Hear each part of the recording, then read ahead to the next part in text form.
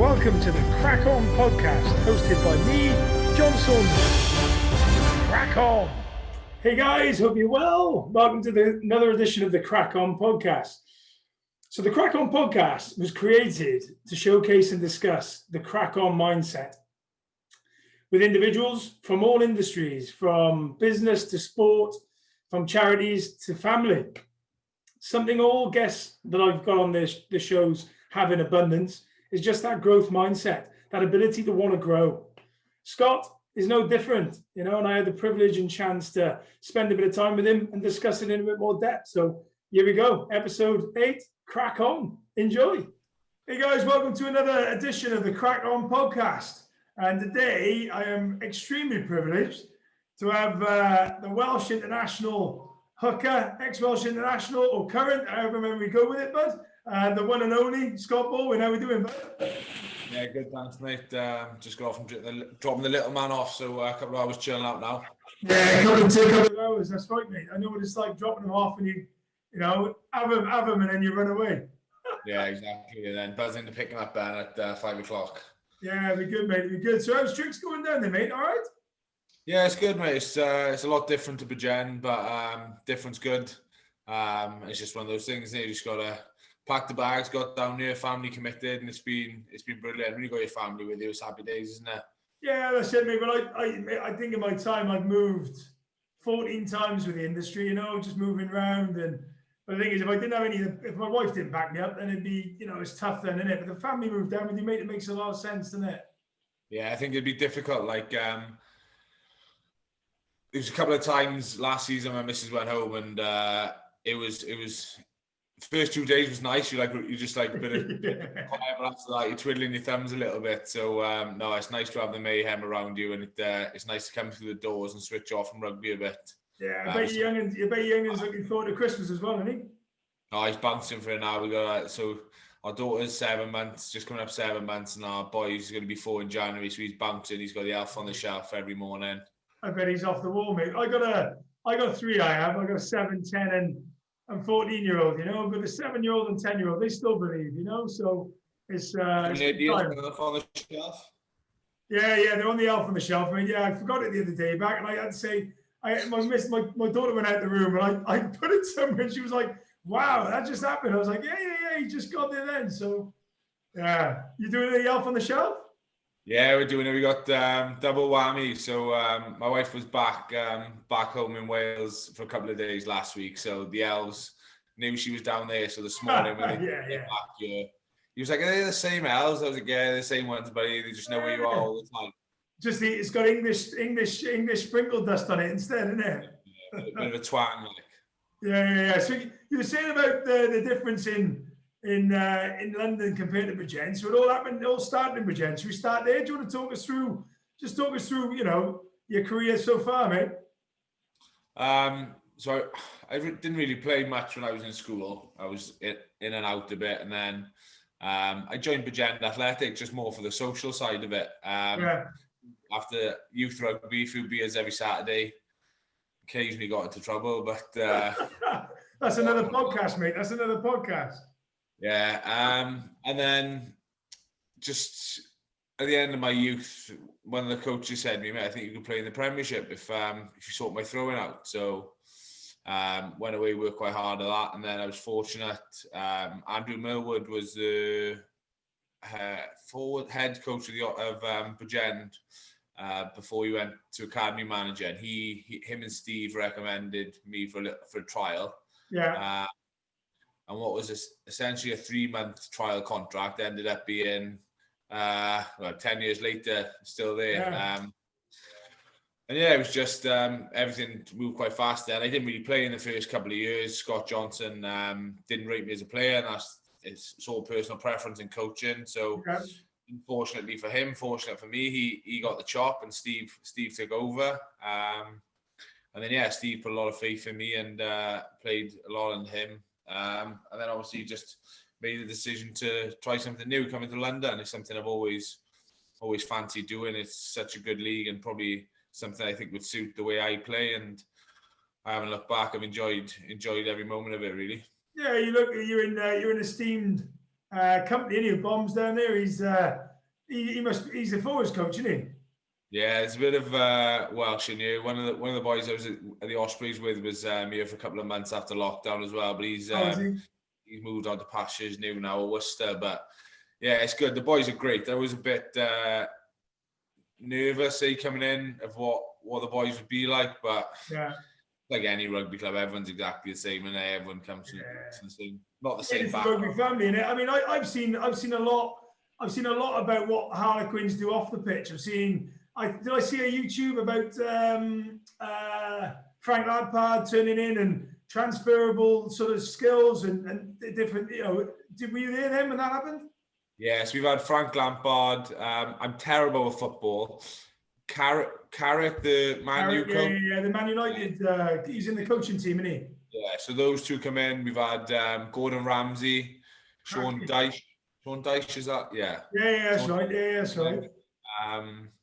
There's been loads of people coming. It's been brilliant. The net, I suppose the network up here is a lot different than. But it's different in a nice way, isn't it? It is different in a nice way.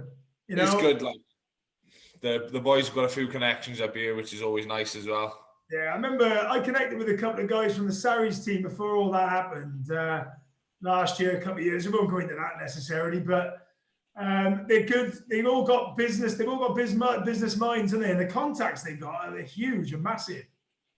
But it's refreshing in a way. You miss it a bit, but it's refreshing. Yeah. Being out with the Goldfish Bowl, whereas you can kind of go to a supermarket, people kind of like know of you. They're like, oh, that guy plays rugby. Up here, they haven't got a Scooby-Doo. No, that's it. So nice. It's like really refreshing, and I enjoy it. And I bet it's weird. Well, going back, you'll get that again, and then it is nice to go back to it, isn't it? Yeah, it is. But then be able to get in the car and go back home, because I live in Brighton, same sort of thing. When I was back in Cardiff, running the nightclubs, running the clubs, everyone wants a bit of your time, not like the rugby lads that you guys are, but similar sort of way, But then you come down here, and no one even knows you, Nah. And there's something quite nice about that. I've enjoyed it thoroughly. Marcus keeps telling me to come to Brighton with him for a weekend. 100%. All the time. Yeah, he's from down. I think he's got Brighton playing tonight. He's going to watch it. I think they're playing tonight. Yeah. They got a game tonight, haven't they? I don't know who they're playing, but they got a game tonight against someone. But it's a great night out, and it's a great city. It's very similar to Cardiff, just in different ways, Yeah. It's not as bonkers as an international day, but and they're special. They're special. I'm trying to get Marcus and a few of the English boys to come down. When lockdown's over to Cardiff, a few of the boys were a bit dubious, but before lockdown with the physios, spent some time down in the Vale. Yeah. They loved it. Like, they went out on a Wednesday or Thursday night and said it was a cracking night. Oh, it's a good night. Right, Cardiff's special, mind. I mean, some of the times you've been out, I was really privileged in Cardiff to run Tiger back in the day when it opened, and that's where connections like yourself and others have started and evolved, because it was a great place to come, especially on international days. It's a special place, isn't it? Yeah, unbelievable night. There's nothing like it. I suppose on that note then, with regards to where you've played, so obviously 34 caps for Wales. So where did it go from a boy from Bridgend to a time to represent your country? How did that come about? And I suppose from a non-international player that I am, what was the feeling like, that first cap? Talk us through the journey. It's a strange one. Like, I remember when I left Bridgend Athletic to go to Bridgend, someone, one of the players, I won't say his name, at the club said to me, why are you going to Bridgend? It's not as if you're ever going to play for Wales. And obviously every player has in their mind, well, I still have ambition to play for Wales. I was like 18 or 19. Yeah. But it's probably just a bit of a dream. Like, I didn't really see it come in. Yeah. I was working on a building site at the time. And my bosses were brilliant. Like, the one thing I needed to work on was my throw-in. So I was doing timber frame houses. So my boss would say, make a panel in the yard, and then you can do 10 line-out throws. So do that all day, like 30 minutes doing a panel, 10 throws, crack on with that all day. Yeah. They were brilliant when I had my trial, because initially my trial at the Ospreys was it was a couple of months. It was for free. Right. So it was. I didn't have massive bills to pay, but I had bills to pay, and my old boss was brilliant. Paid my wages for me. I tried to help out off and stuff, so that was awesome. Yeah. And it's a strange one with the first cap.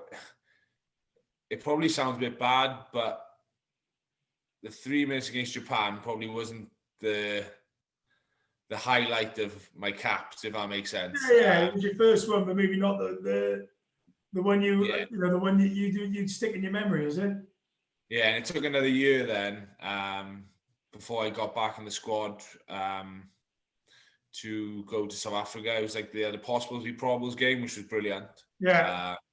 I went to South Africa and come back, and then the following autumn then I got selected. I was on the bench against Australia. And it's like you drive past the stadium, coming off the M4 into Cardiff, and drive past it, and I was always like, I'm going to play there for Wales one day, especially when I started playing Ospreys. Yeah. And that was that day. I remember I was sitting next to Warby on the bus on the way, and I had a little bit of a tear in my eye, like thinking, today's the day, because Gats had said, you'll be going on at 55 minutes. Right. Kind of take with a pinch of salt, but yeah, 54 minutes, it was like warm up. I was like, oh, going on, yeah. Cracking. And just took everything in. And that's something I'd probably say to players looking back now. I wish I took it in more often. Yeah. You can get... The game can be taken away from you in terms of you start worrying about external things rather than internal things. Yeah. And probably now, as I'm getting a bit older, I'm starting to enjoy it more. I'm having a laugh on the pitch. I'm getting a bit of banter with the opposition and just trying to take it all in and enjoy it all for what it is. Because at the end of the day, you started playing for a laugh, and I want to end playing for a laugh, but in a serious way, obviously. Yeah, but what do you think, like now, with regards to where the kids coming through? I mean, I remember talking to Mellon for the people getting about the new prop. He was talking about the props in Cardiff at the time when I was talking to him, and just how they're different. Where like I'm similar, more of a similar age to you than I am most of the older ones, but it's just different now. How do you find, like, if you were like a player coming through now, do you think you have as much enjoyment as you've had so far? Nah, I think it's a lot more professional now. And it's interesting because I'm doing my level 3 coaching now, and we were speaking the other day, a couple of us, about how do you create a culture and all this type of stuff. And it was like, you have to have a core group of, say, I don't know, academy players. They know they're not going to play this year unless there's injuries. And just be honest with them and just maybe say, oh, look, boys, you're not going to play, but if you train hard, Wednesday night, maybe go out, have a few drinks together, get that close bond, because you're the future of the club. Yeah, of course. Get those tight bonds going forward.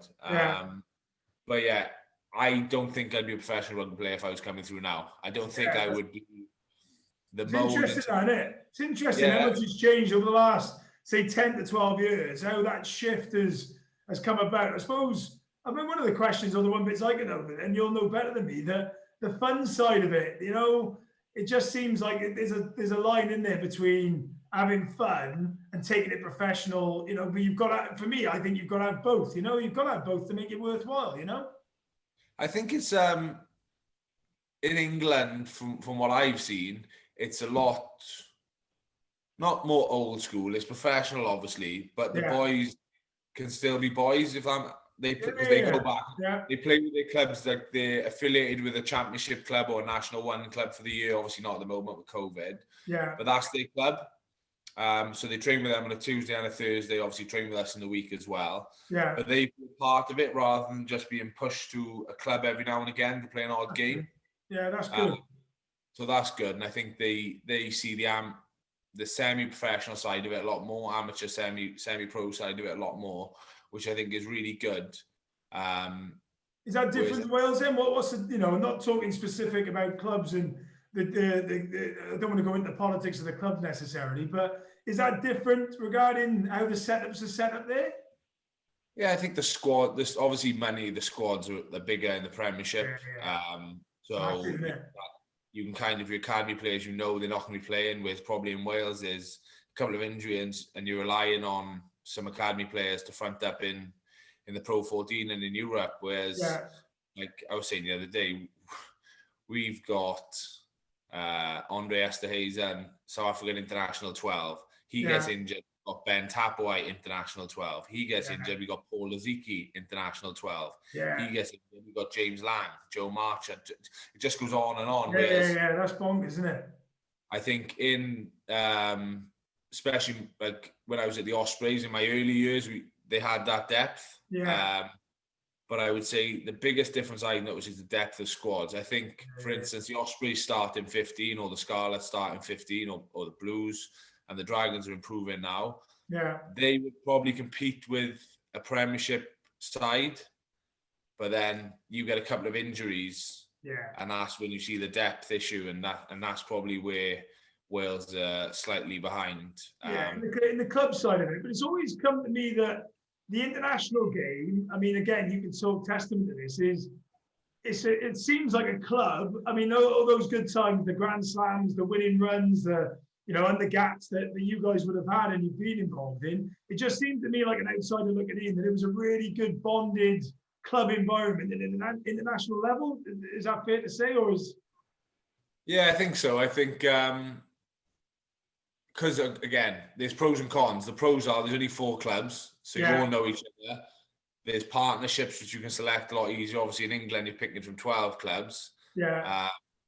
So there's a lot more gelling to be done, I suppose. Whereas, for instance, generally the Ospreys would have 10 to 12 players, and the Scarlets would have the same, and then the Blues and Dragons would have a few. I think it's flipped a bit now. I think the Blues have made up most of the squad at the moment, but you got a few in, haven't they? I mean, I suppose on the Gats, I have got to ask about Gats, because I think I've met him on a number of occasions, and just comes across like a guy that knows what he wants. I mean, he obviously gave you your cap and your caps, and what was he like to play for? Just for me, he was just honest. He was always honest to me. I could always have a conversation with him, whether I was selected or not selected. He'd tell me if I was going on, if I wasn't playing, why I wasn't playing. Yeah. And I think they just had a good setup. They had good senior players who could not challenge him, but they were open to it. They were open-minded, I suppose, to a degree. Yeah. Gats and Sean obviously knew exactly what they wanted. And there was non-negotiables within that. But then you could also air an opinion if you seen something or thought something which would work for the team, and they were always open for that. Yeah. I think that's a big thing. I think Gats didn't really do that much on the pitch coaching. Yeah. It was just the odd conversation with people, and just getting a feel for what a person's personality is like. How do they need a stick across the back, or do they need an arm around the shoulder, and understanding that. And I think that's the biggest thing in coaching at the moment. It's just being that good man manager. Yeah. Because ultimately the players you've got are the best of the best because they're in the international setup. Yeah. But then it's how do you get the best out of them and have a game plan which suits the players you've got. Yeah. And if I can ask this question, who's the best manager you've ever worked with? Oh, I'd have to be Gats, best man manager.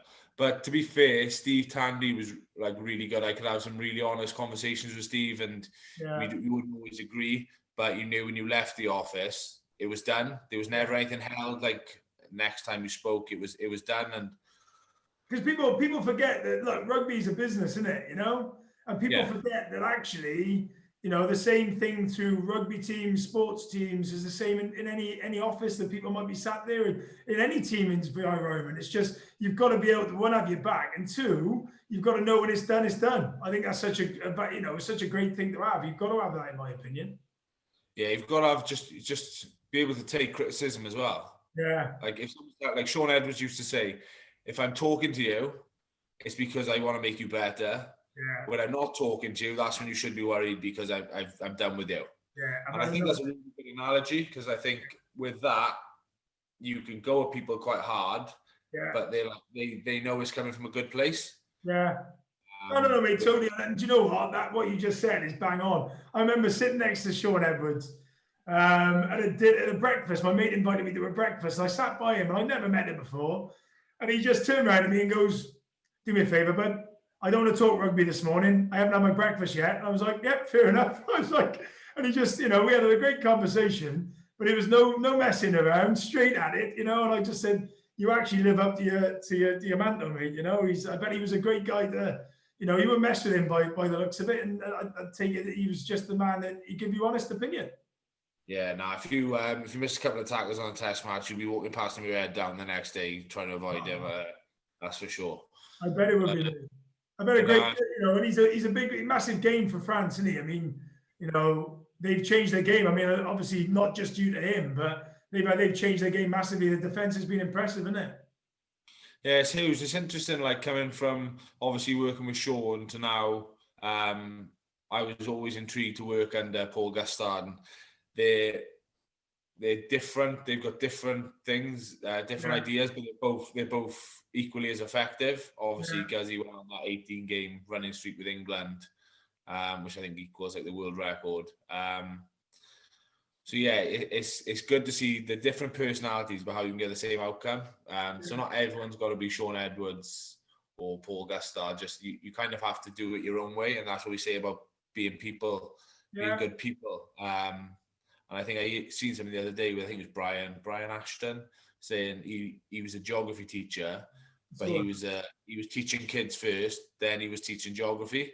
Yeah. I think in the rugby, you're teaching people first, then you're teaching them rugby. I saw you comment on that. I mean, I commented on it too. Just he looks like, he comes across to me like a great coach, and people like him in Lancaster, they're all ex-teachers, and Graham Henry, when he was an old ex-teacher coming to the game, and it's about I love that as well. I thought it was great. And then what about with regards to the Ospreys? Obviously, 10 years of the Ospreys, good times. Yeah, some really good times, some really enjoyable ones. Obviously, playing with my friends from Bridgend was brilliant. Obviously, the likes of Webby, Lloyd Ashley, Bevington, Matthew Morgan, Tom Haberfield, those type of boys. There was the Litchard Massive, or the Bridgend Massive, as you used to be called. So many Bridgend boys have done it, haven't they? Yeah, it dwindled down over the years. Obviously, boys went different ways, but yeah, they were probably the best. We got to obviously winning the league in 2012 was a massive achievement. I think that was just before Scott Johnson. That Christmas was when Scott Johnson just got sacked, and I was pretty much they sent me to Italy to play for a few months. Kind of, you go in then, you go in like you're gone. Go over to Italy and play for a bit, mate. Yeah, so I was really fortunate. Obviously, he had the chop then. And yeah, it's mad, because if he hadn't got the chop, I don't know where I'd be, because he obviously didn't see much of me. I was coming back. I remember playing against the Dragons in an LV game, thinking I need to play well here to try and like get some interest from the Dragons, because there's going to be nothing here. Wow. And it's mad how sport can be 5 months later and coming on in the final, and we winning the league. Yeah, it's a great. Well, I bet not being in sport like I have been, I've obviously had a snippet of not anything like you guys have done, but a sport like that, it must go around, and because if your face doesn't fit, it's like in business. If it doesn't fit, you can do anything you want, and sometimes it just doesn't fit. That's how it is. And I think the good thing as you get older in it, though, is understanding who you are as a player. Yeah, that's I got caught in probably 2017, I think it was, trying to be this wide channel offloading type player. Yeah. Where I could do it if I was in the situation to do it, but it probably wasn't the natural part of my game. Yeah. And I probably got lost a little bit that season. I remember sitting down and having a chat with Gats about it, just saying I feel like I've lost my identity as a player a bit. Yeah. And he used the analogy, look, you're big, like coming around the corner, carrying into like the shit carries, as people say, like, you know what I mean, running into brick. Yeah. Up the jumper.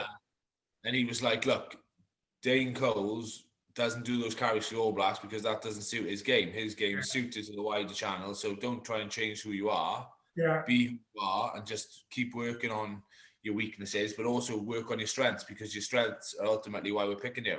Yeah, that's great advice, isn't it? That's great advice. When was that then? When was that in your, was that sort of the end of your, of Gats's reign, or was it at the beginning you sort of had those chats with him? So it was more towards the end. I got back in them for the 2018 Six Nations before I dislocated my foot. Yeah. And then when I come back for that, I went in to have a conversation with him, basically saying, look, I've made the decision. I want a new challenge. I'm leaving to go to play for Harlequins. Yeah. I understand what it means for international opportunities, but I just feel it's the right time for me. Obviously, I still want to play for Wales, but I understand the 60 cap rule as it is. It's tough that one, mate. I mean, I'm being quite honest. I think that's such a, not that you need to comment on it, but such a tough call that, you've got to have a certain amount of caps. And I understand, but Reece Webber's the same thing, isn't it? Exactly the same. Come back and. For me, I totally understand it, and I think it's a good principle. I just think they need to look at it in terms of, and this isn't for me, this is just in general, looking at players, even players that have just got into the squad now who are over 27, 28. Yeah. Just think you can't define someone's contribution to Welsh rugby through just international. Yeah. Like you've got boys like, I don't know, Josh Turnbull, say for instance, played 200 games, 100 games for the Scarlets, over 100 games for the Blues. Yeah. Should contributed enough to Welsh rugby to warrant being able to be selected after leaving the country. So I just think they could potentially add in a regional appearance cap as well as the 60 cap. I think it's a good principle, and it's brought a lot of players back. Well, yeah, of course. I mean, the amount of caps you have for the Ospreys, in the nicest way, talking about yourself. I know I can talk about it. I think that's a great way of doing it. And I think to be penalised to further your career, and actually, in my opinion as well, you might disagree or agree, that it betters yourself. If you're playing in a better standard of rugby week in, week out, potentially, arguably against our regions back home, then ultimately it's going to better your game and better the country. So I do think it's a tough one, mate. I really do. But it must have been a big call for you to make. And so why did that conversation go with Gatson when you had that call with him, had that chat with him? He just said he totally understood. Obviously, the situation was a situation. I wasn't going to get picked going forward because ultimately the World Cup was a goal and I wasn't going to be there for that. And to be fair, at the time, the boys that were there were playing good rugby. And it is what it is. And I think that's, as I've got older, I've realised that selection is just a matter of opinion. It doesn't define you as a player. Obviously, when you first started out, it does define you, because if you don't get picked, you don't get a contract. But but it snowballs, isn't it? I mean, I quote this one quite often when I do these on the podcast, is that Steve Jobs talks about joining the dots. You can't join the dots looking forward. You can only join them up looking back. So I think when you're at that point, when you're 20, 18, when you're getting that nod for Bridgend, it's very tough to say you're two different people now, aren't you? Yeah, but one thing I've said, 100%, is the moment I signed for Quins and I knew I couldn't play test rugby. Yeah. I think I got caught in instead of trying to play well for the Ospreys, not that I always wanted to play well for the Ospreys. Yeah. Don't play bad that you don't get picked for Wales. Yeah. Rather than Wales now, I just go out to play well for Harlequins. Yeah. So you remember the added pressure potentially of not playing the other side? Yeah, but I don't even think it's that. I think it was just an unconscious mindset.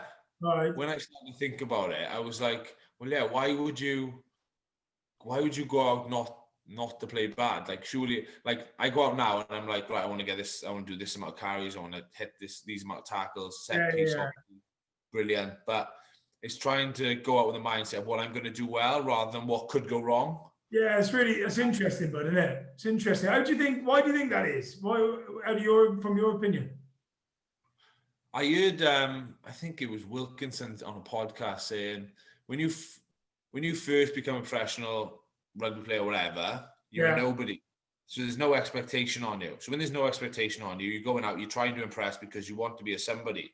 Yeah. I'm not saying are somebodies, but no. I know what you mean. You're trying to get yourself in a position where you're playing week in, week out for your country.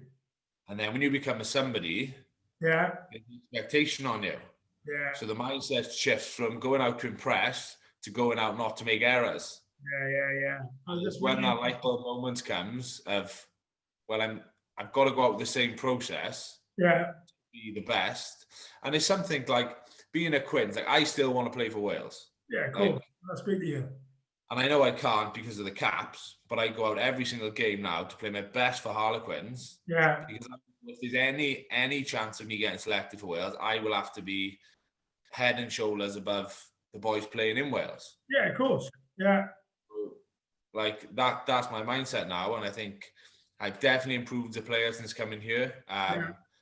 It's made me evolve because Harlequins play a nice brand of rugby. Yeah. I remember I spoke to Jamie Roberts a couple of times when he was back, and he was saying, look, Danny Kerr, I mean, he was raving about it. It's just a really good environment. I bet it's a really good environment to be brought, to play rugby in. So we have like, obviously we're attacking mindset. I remember last season. So you have like race scores. So when you've made a tackle or something, how quick you get back in the game. Right. And it was a scrum, and we had a penalty on our own scrum in hour 22. So I've been last up out of the scrum. Yeah. Obviously kicked the corner. And I had a bad race. So I've gone to see the analyst. I was like, mate, what's the bad race for you? And he was like, oh, mate, we're a tap and go team. I was like, what? Tap and go, not 22? He was like, yeah.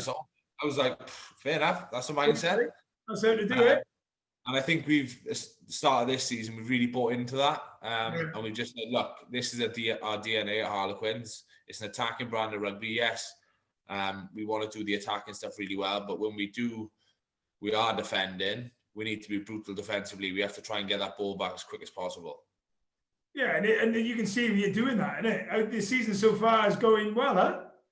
Yeah, we had a sticky last 15 minutes against Exeter. It was close for 65 minutes, and we conceded 3 or 4 more tries in 10 minutes. Big quality team, though. Quality team. Yeah, and we've gone away and looked at it, and we're like, you take that out of it, those more tries, which is ill discipline. Yeah. It didn't really stress us that much. No. I didn't think they did either. I thought it was good. Thing is, they're a sort of team that can just turn it like that, aren't they? They're a sort of team that can just turn it. There's no surprise why they're European champions or Premiership champions. No, exactly. When they're at the top of the game, innit? I mean, interestingly on that, so a day in the life or a week in the life of a professional rugby player. So for our listeners that are sat there, like I'll give you an example. My boy, right? He wants to play. He wants to go to college. He wants to become a rugby player, right? That's what he wants to do. Someone like him, maybe not so much advice, but what would a week in your life at the moment look like? What does a Monday look like through to certain game day, and then the week? What does a week look like? So on a normal week, play on a Saturday, we have the Sunday off. Monday will be like a recovery, review, and build. So it's called a build day. So it's like 30% day. Yeah. So you come in the morning, get triage, which is checking your medical, everything's fine. You've been trained for the day, trained for the week. Cool. And you'll have your, so we have, like I'll be in the scrum group review. We'll say, did we execute the plan we want to on the weekend? Yeah. Line up ballers and the halfbacks will go with their coaches and work on that and game plan for the weekend. Then you'll go and do a gym session. Generally a Monday's not too heavy. Depending on the minutes you've played. If you've come off the bench for less than 30, you'll do a little fitness top up, and then we'll go from there. Interrupt you, sorry, but Shanks used to tell me that he used to hate if you went on late again in the international game. You've got to then do afterburns, is it? Oh yeah. They still do that now. They still do it. Yeah, he said he used to hate going on the like 70th minute because you knew you'd have 20 minutes after a fitness. Savage as well, especially if it's a late kickoff. It's the last thing you want to be doing. Great, that's savage. You want to be in the bar in a nice sort of way, don't you? But yeah, sorry, bud, I interrupted you then. But yeah, crack on. Yeah, you'll have lunch then. Generally be like 11 till 12. Then we'll have a fast hard review. So it's like just reviewing what we've done well, what we need to work on for next week. And then we'll do a preview of the team coming up. Nothing too much in depth on the Monday, just this is what we want to do.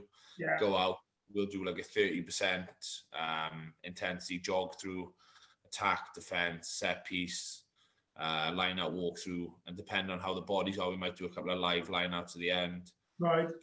Probably done by 3:30. And again, if you haven't played low minutes on the weekend, you'll do contact conditioning at the end of the session, which again is one to try to stay away from. Yeah, just get me on at 50 minutes. I'm fine, mate. I'm gonna do it. And then Tuesday will be like a lower body day, lower body into live scrums, live lineouts, and then rugby session in the afternoon, which is 60 minutes, high intensity. Off Wednesday, Thursday will be similar to Tuesday, but 40-minute rugby session. Yeah. And Friday is like a captain's run. Sometimes a walkthrough, sometimes a jog through, depending on how the boys have gone in the week, and then go home, relax, and get ready for the game. So then Saturday be the game. I mean, Friday the captain's walkthrough. Is it? I bet you've had some good ones in your time. I bet is there anyone particularly you've had that you just thought? I tell you what, I look forward to those captain runs.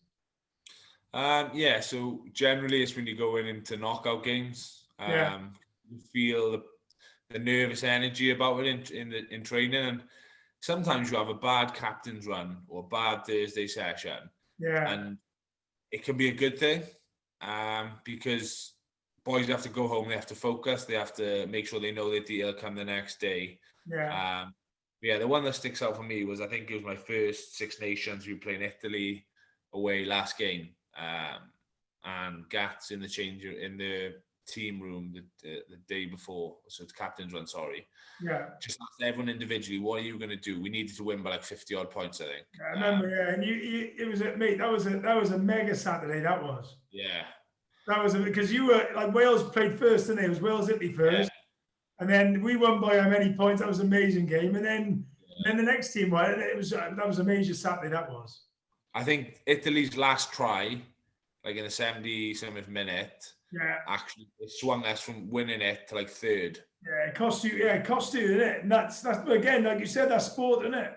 Fine margins, but he just basically spoke to every individual in the group and asked, what are you going to do individually? So I said, 100% set piece. George North, I think, said something like 18 touches on the ball. And Gat said, if you have 18 touches on the ball, George, I'll run around the pitch after the bollock naked. I think George had 17. He had 17 touches. Yeah, one off. I'm sure he was. He was something like that. It was real close. Mate, I was just shocking in the ball at the end anyway, just to see that. That was amazing. Yeah, little things like that, and it's those things you remember. Yeah, I bet. And then on the legend, the living legend that is, and obviously 150 caps. Obviously, you played under Alan Wynne-Jones and with him for a long period of time. What was he like, and how is he to play with?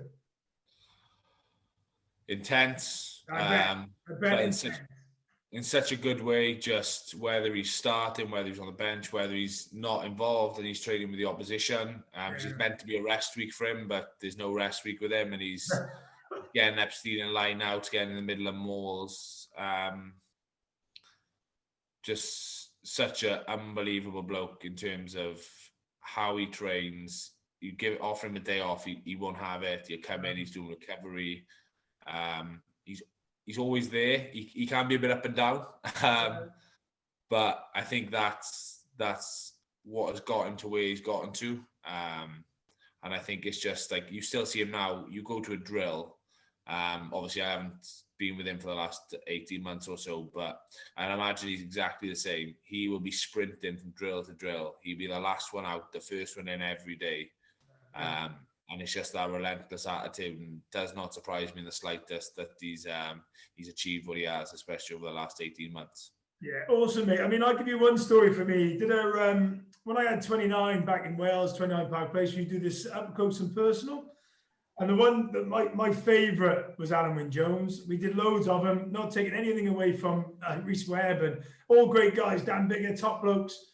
But actually, Alan Wynne-Jones, like, he caught the crowd, because he doesn't do very many of them. No one said a thing all the way through it. And right at the end, we offered him a couple of quid to his charity or whatever. He came up to me and said, look, give that to your charity. This is for you. And to be honest, he went from there to absolutely up there for me, because I just thought, you didn't need to do that at all. I was willing to give it to your charity or whatever you wanted to do with it, but you've given it back to me to put into mine. I just thought, mate, you've taken your time out. What an absolute... And that was before he was captain, and he was probably on 70, 80 caps then. He's still an absolute beast. But I just thought, fair play, mate. What an absolute guy you are. And Lions? I think so. I think... It'd be interesting, actually. Who's your pick for the Lions captain? I think it'd probably be Owen Farrell. Yeah, it'd be either... Well, I thought Alan Wynne or Farrell would be in the mix, wouldn't it? It'd be either one of those. Yeah. I think Wales will need a good Six Nations. They need it, don't they? I mean, people like George, you just mentioned George. It was good for him to sort of have a run at Italy. Was a decent game, but they need to have, there's a few of them out firing at the moment, are they, I think it's mad, though. You look at, I've seen a couple of comments about Talupe and Tips on the weekend. Yeah. People saying They're not the player they were 3-4 weeks ago. To all of a sudden on the weekend, class is temporary. No, form is temporary, class is forever. It's like, yeah, it is. But how was that? How was that for you guys? Because you're in the boiling point, aren't you? I mean, the Welsh public are not forgiving anyway, are they? They're just not forgiving. But what is it like in that? Because you were saying just then about playing to win or playing to perform or playing to keep your place. I mean, what's it like with the public like that? Because you're in the eye, aren't you? At certain points, it can get on top of you. I bet. And I think that is where you can find the class of a player. It's easy when things are going well to ride the crest of a wave. Yeah. How you see someone, how they come back from things not going well, what their reaction is to maybe, I don't know, not having a great game. And that's something I would say, again, I always enjoyed with Gat. I remember we played England in the World Cup and we obviously won the game, but personally I didn't play well. And after in the changing room, I was obviously glad we won, but a bit down. And he came over and asked what was wrong, and I said, and it was better to have a game like that when we win. Yeah. Opportunity to put it right on Wednesday. Yeah. So instantly I knew on a 4-day turnaround, I was going to be starting on the Wednesday. Yeah, that's good. Give me the confidence that they believe in you. Yeah. But also there was that teetering thing of, this is like my mulligan. Yeah. If I mess up on Wednesday, I'm brown bread, like. Yeah. And it's good. And I think that's the good one. I think things like that are really good. Yeah. But then you look at Tips and Toby, like, they are unbelievable rugby players. And to think, if Alex Dombrand had paid his council tax when he was in Cardiff Uni, he could have had a back row of Dombrand, Tiprick and Falatau. Yeah, awesome, isn't it? What a great. But when I had 29, what's his name? The flanker for England, number 7. Underhill. Yeah, Underhill. So Underhill, I should know his name. Apologies for the podcast, and I won't even edit that. That's my own bad. But he used to come into 29 all the time. He was a student at the time. Yeah. And, he was at the Ospreys, wasn't he? He was with you. Yeah. Yeah, top lad, isn't he? Really nice guy. Just really nice guy. And he started, Eddie Jones was talking about him when he was coming in the bar, and he had his birthday at my place. And I said to him, mate, what's the sketch? He said, no, I'm going to go down and I'm going to go to Bath and I'm going to play for England. And he was pretty on it. But what was he like to play with? He was another one that could have potentially gone both, didn't he? He could have gone Wales with residency potentially. Yeah, he had in his head he was English. Yeah. I think Wales tried to put him in, but no, he was pretty set, and he was really set on his education as well. I think England tried to get him a year when he had a year left on his studies to transfer unis to go to Bath, but he said no. His studies, so he stayed at the Ospreys for the year, focused on his studies, which you can really commend him for. I think that's brilliant. Great player, isn't it? Great player. Yeah. The only thing he had with us is he was unbelievable, but it's just because of the way he plays. He had a couple of knocks, and he was kind of like, you didn't know I was going to go with him. You knew he had the ability to walk into an England squad. Yeah. But it was just, could he do it? And he has. He's unbelievable at the moment. Him and Curry. They're probably a bit into Toby and Tips, but class just the same. Yeah, and Curry obviously play with that autumn international tournament, and he's the thing is number 6. A good number 6 is someone that's never seen, but just does so much work off the ball, isn't it? Yeah. And he's that player all over. I mean, he does everything, doesn't he? He's there everywhere. He must be a handful to play against. Yeah, well, that's it. And we played against Sale in the final of the Premiership Rugby Cup, and his brother, I think he was on the bench. His brother started. You could not tell the difference. No. They promised him, didn't they? I feel sorry for his brother, because his brother can probably do exactly the same as he's doing. And his brother's World Cup final, won these Grand Slams and so on. And his brother's playing with Sale every week, because I'm sure he enjoys, but I'm sure deep down he loves playing with his brother in a test match. Yeah, no, I think I read an article down here, because obviously rugby is a lot different in England than ever is in Wales. It is different. And there's a different, like my boy plays for a couple of teams down here. They're just mentality is different, isn't it? It's well coached. It's very coached, it's different. But I mean, they're those two brothers are awesome, aren't they? They're just he will play for England at some point, his brother, when he's that good. Yeah, well, one of the boys in Quins was saying his brother actually got selected first. Right. Got injured, and then Tom got called in. All right. They never looked back, so it could have been the other way around. Yeah, it could have been, but again, that's sport to me, isn't it? Yeah, exactly. It's sport. And then I suppose one of the stories I've got to have off you. I know that's one thing, you know, I've got to have this lion story, haven't I? Whatever happens, but what happened there? I mean, that was, what exactly did happen? What's the detail, mate? We went to this safari park, and as we were driving in, we seen the lions. It was like their big enclosure, massive. But the owner's house was in the middle. Yeah. Obviously fenced round, but it was to stop anyone breaking in because obviously there's lions around it. Yeah. So we've done the safari. We've gone round, lovely, seen all the big five. Come back, and the back. So the forwards done that. The backs were up playing with the lion cubs. It was cubs there. Right. So I love animals. So when the backs went off, then they told us they'd seen the big lions as well. So we went in. We played with the cubs now. And said, "Oh, can we go and see the big lion?" So we've gone down. He's taken us down the car, all of us, all the forwards and a few of the coaches. Yeah. And he's whistled like a wolf whistle, and this lion has come like a dog, sprinting down. Oh, Three wow. of them. He's driving the car, whistling, calling them. They just running next to the fence, all the way down to the gate, which is like the entrance to the house, which the green things come up, obviously, so the lions come through down. Yeah. So they were down. We drove in to buy his house, got out. The conversation started. Boys, stay 1.5 meters back. They're hand raised, but they're really friendly. They'll try and like hug you. To then, within a minute, does anyone want to go in with them? I said, yeah, I'll go in with them if they're hand raised and friendly. Once in a lifetime. Thankfully, I didn't. I wouldn't be here. But yeah, he was like, "Oh, you can stroke them. Just be careful."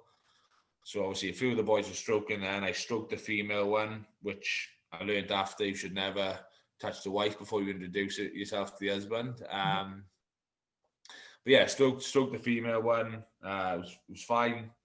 I've stroked the male one as I've gone to give my phone to one of the boys to take a picture. I was taking my eyes off him, and bang. But the ranger was like, it was as if it happened every day. It was just like, there was no flinching, no nothing. He was just like, right, we need to get iodine on it. So on. Went back to the hotel, stitched it up. And I was going to actually play. We'd done the team run the following day, but then obviously seeing the infection up the arm. I tell you what came across is obviously quite a funny story. It's bloody serious, isn't it? Yeah, well, when we went to hospital, the surgeon said there was a 50% chance you'd wake up without your hand. Jesus, mate. That's I was panicking with that. First thing I looked at when I woke up was obviously check my hand was there. Right, mate. That's unbelievable. That's unbelievable. And actually, to be that close to a lion and that happening, geez. But it literally didn't go through. It missed everything. Just went through the flesh. When I was driving back, I rang my wife and I said, "So I've been bit by a lion." So she obviously seen the picture of the cubs. Yeah. Funny. The cub had you did it. I said, "No, the big one." Honestly, the big lion had me. You're joking. So I had to phone her, show her the hand. She was obviously panicking then. Yeah, bloody right, mate. But yeah, I've had some good after dinner speaking off it. So I bet you have. Yeah, damn right, mate.